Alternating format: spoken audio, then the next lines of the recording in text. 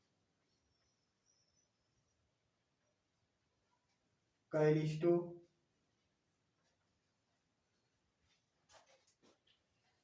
आयो, यूरोपा। इसके 4 सबसे बड़े उपग्रह गैनीमेड, कैलिस्टो, आयो, यूरोपा की खोज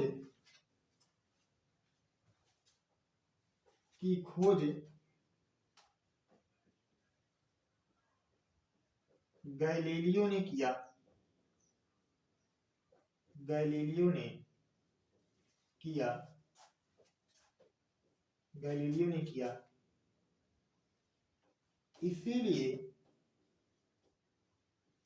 इसीलिए इन्हें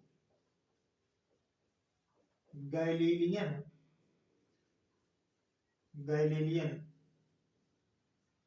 उपग्रह भी कहते हैं। गैलीलियन उपग्रह भी